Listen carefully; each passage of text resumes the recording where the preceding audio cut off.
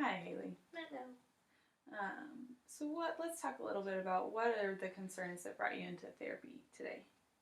Probably the situation with my cousin Tom. He's been having to live with me for a while. Okay, and how is the situation different than the situation previously?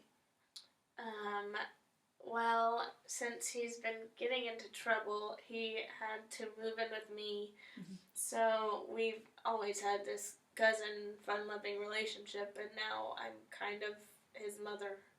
And so it's just completely switched, and now I have to be responsible for him instead of his cousin. So there's been sort of a shift in roles as of late.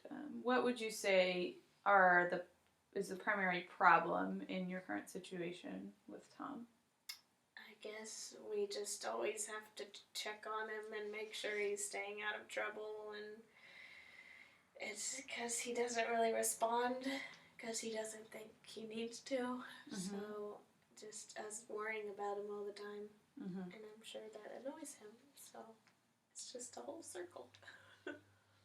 So what happens when you guys, you and your family, check in on Tom and try to see how he's doing?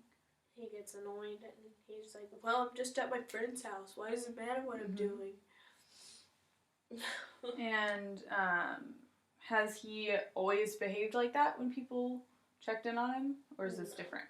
It's different now. Because he used to be just happy to talk to anybody and just wanted to help everybody. So now he's kind of switched in his personality as well because of his situation. How would you explain this change in Tom's behavior? It's definitely the divorce and the way his dad's been treating him and the rest of the family, and he's definitely just turned to drinking and smoking as ways of quieting it down in his mind. When did he first start doing this drinking and smoking behavior? I guess a year ago, because he went to college, so I guess that's where it kind of amped up, but it was happening before then. Okay, so what I'm hearing you say is that Tom is drinking and smoking, has gotten himself into some legal trouble, and so therefore he's having to live with you right now because he can't live with his family? Yes. Is that right? Yeah. And this drinking and smoking, am I hearing you correctly that is occurring as a result of the divorce that Tom's parents are going through? Yeah, definitely. Okay, let's talk a little bit more about his family relationships then.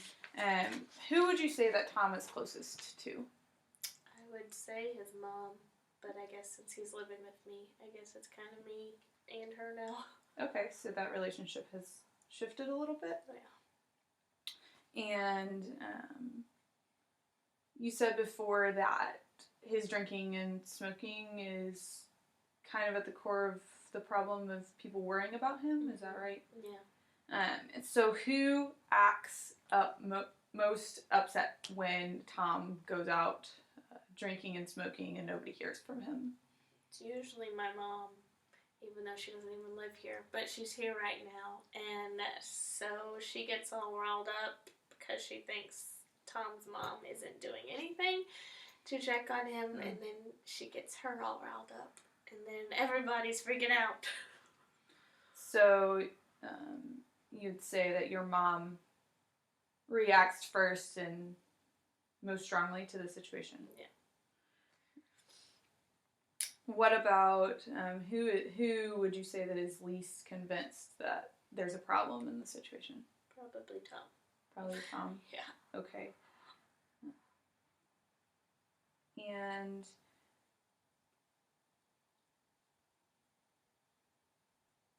how does the, let's see, who would you say helps Tom the most when he's in trouble with these situations? I guess me and his mom, because she has to. Could you talk a little bit about what that looks like? Maybe first what the problem looks like, and then what the help looks like?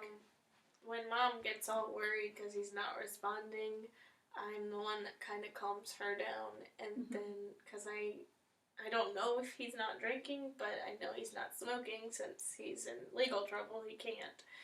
So I just try to calm everybody else down.